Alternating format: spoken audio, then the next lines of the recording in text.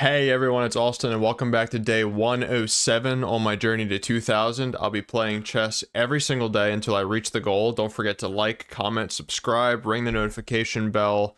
Find me in the description down below, all them links, and let's get into today's game.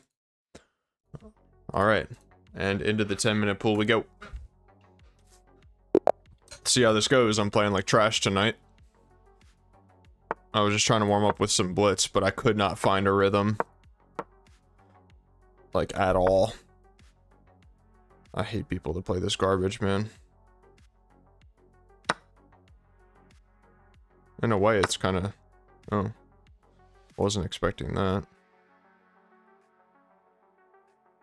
This is like some super trendy line, I think.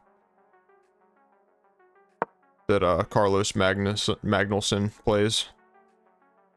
I think e5 is a principled approach.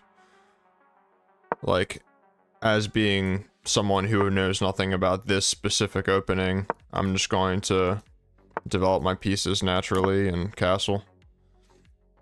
And just say that his knight's on a stupid square, because, well, it is.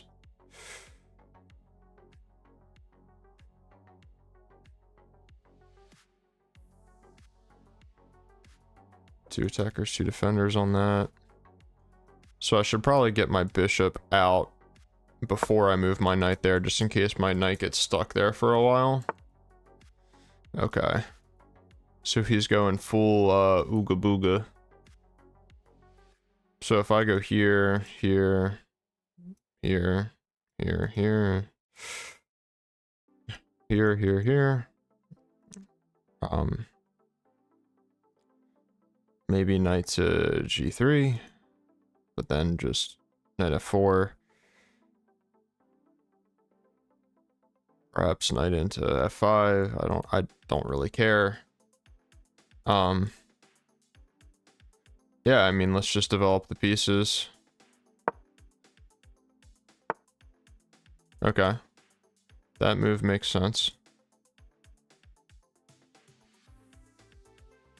So now I can't go here if he pushes here. Kind of important to notice that, I would say. Kind of makes me want to just go here. And if he goes here, I'll just take. Okay. So that's what he's wanted all along, was my dark square bishop. Well, my friend, I think that I might just give you my dark square bishop. I don't know if it matters that much to me. I suppose I could rock it back. Dark square bishop doesn't have a lot of targets in this position. I guess it's seeing Swiss cheese through the opponent's position, though. Might be helpful to hang on to.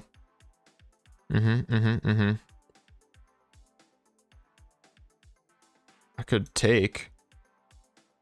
Because I'll tell you what's doing absolutely nothing is this light square bishop. Taking could give me a good opportunity for a pawn break. I don't know.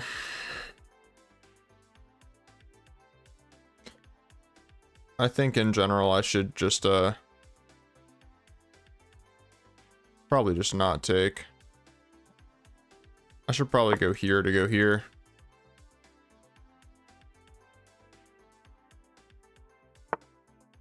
Okay. It's a pretty decent looking move. I like the look of this move.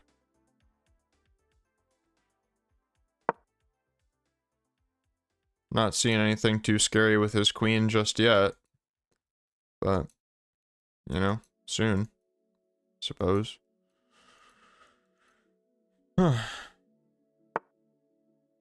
Wow.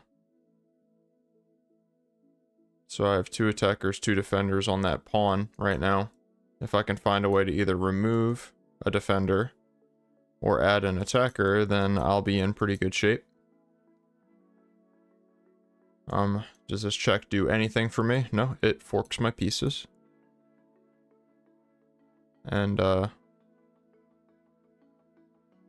that's not good.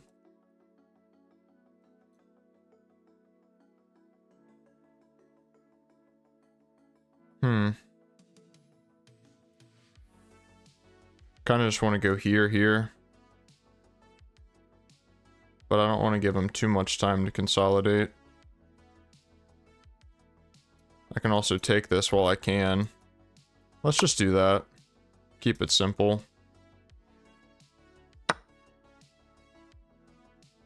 And now let's just try to stack up on that pawn. Play in the center when they're playing on the flanks is always a good way to play. It's a principled way to play, I should say.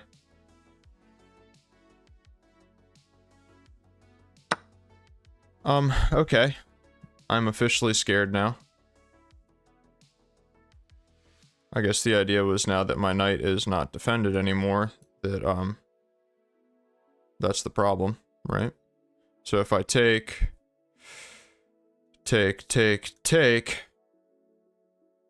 I get 2 pieces, he gets 2 pieces. I go here. He has, a million checks for me. And it's, at best, a draw. Now if I go and take this immediately, then this is a check. So that's obviously not the move. If I go takes here, he probably has checkmating ideas. So I'm gonna guess that what I just played was really bad. And I'm just gonna take.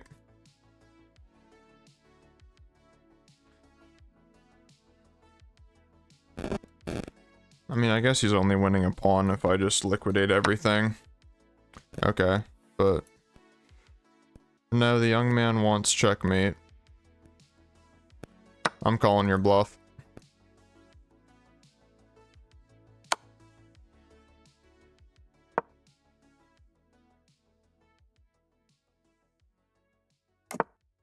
Wow.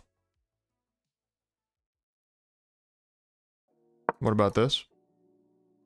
Defending my queen, or my king, and trying to trade some pieces.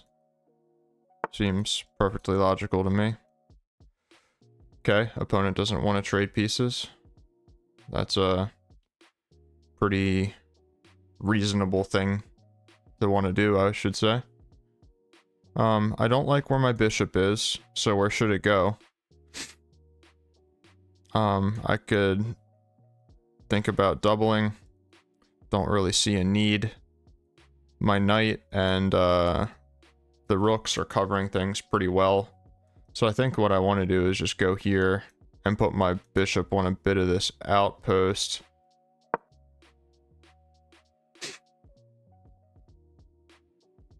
You know, I don't know. I don't know. Like I said, I've been playing really bad tonight, so...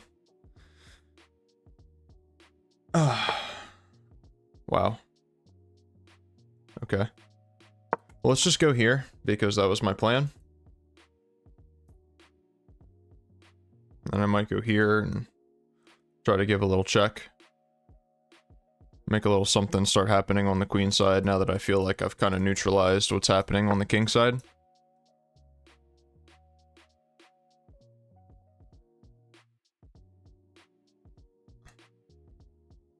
I do kind of like that bishop. But okay, if we must. I like the idea of getting my rook to an open file. And trying to make some things happen over here. Okay, so opponent doesn't want anything to happen over there.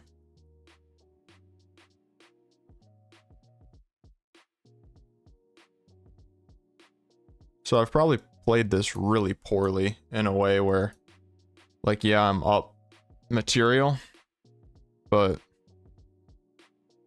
it's like not very simple for me, I should say.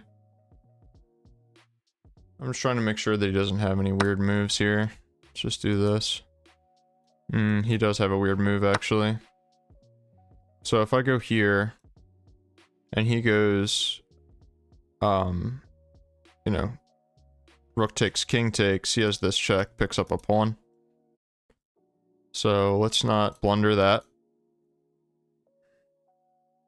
What's the easiest way to do this? I want to hold everything together like glue. Probably like this. And then bring my rook over. Try to start getting some proper trades going.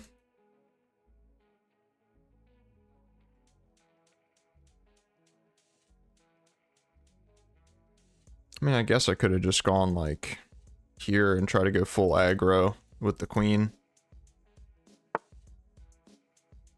That's an interesting idea.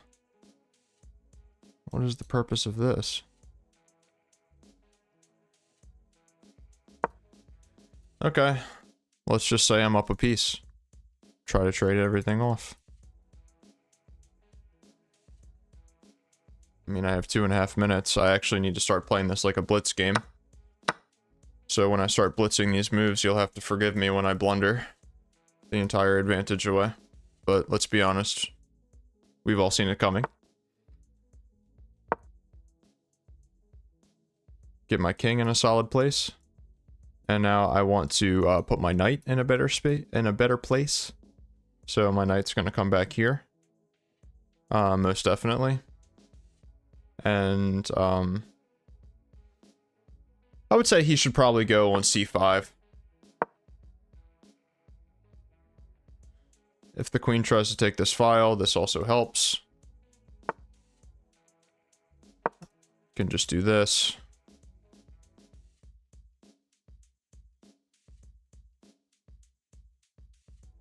The idea is to limit the amount of counterplay as much as possible. Okay, but I think this is a winning endgame for me. Limit the amount of counterplay. I don't know how he's going to defend d3.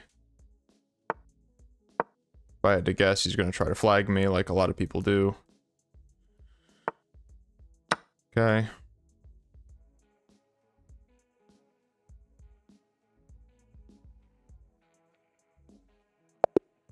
Okay, we'll just resign. Weird game. Okay, so I played a 90% game. E5 is the best move. Knight d7 was better here. Knight bd7. It wants knight d7, so frickin' bad, guys. And when I finally play it, it's the wrong move. Knight c5 here. You know, obviously this was my idea. You saw me play this later. To put pressure on the stuff. Okay, so I could take this pawn here. Why?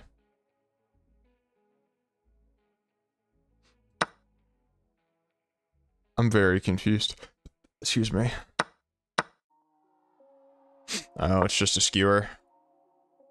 Yeah, I have a really hard time calculating. Like, it's one thing if you're calculating forcing moves, but finding, like, an attack at the end of a calculation sequence, definitely a weak point for me. You know, I'm glad that I called his bluff here. Things worked out good for me. You know, letting me trade queens was a big mistake.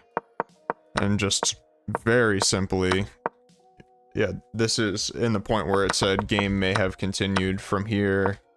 You know, this move after he resigns. And this is what I was going to play. Like, pretty much no matter what he played.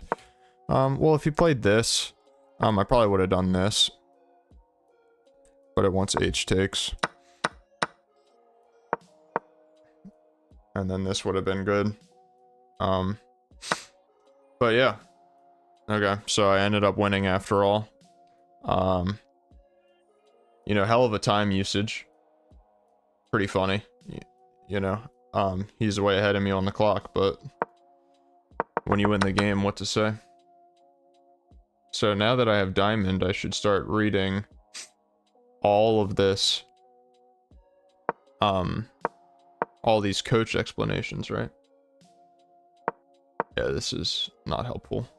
Knight bd7 is the best move because this develops a knight off its starting square, getting it into action.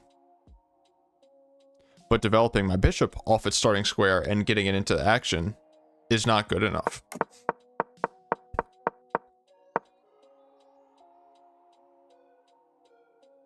So knight c5 was better because it defends the attacked bishop, you know? When you move this out of the way, obviously he can't. Well, he can. Bless me. Oh, God. And now I'm actually threatening to win a pawn here.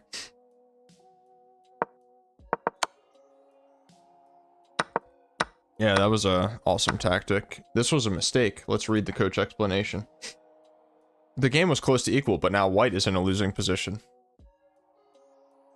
Wow. Informative. This wins a knight. Informative. Very funny. Anyway, thank you guys very much for tuning in. As always, I appreciate all the support. Had a great weekend over there in Shenandoah for them who's knows about it in the Discord. Shout out the Discord. Make sure you join the Kiwi Club on chess.com. Follow me on Twitch, all that other stuff. I'm supposed to be saying that channel memberships are now active. Like, YouTube wants me to say that in order to be eligible for it. So if you feel like supporting the channel, it's like $5 a month. Obviously no pressure, but I reached the threshold to be eligible for it, so I set it up. All right, guys. Thanks again, and I'll see you tomorrow.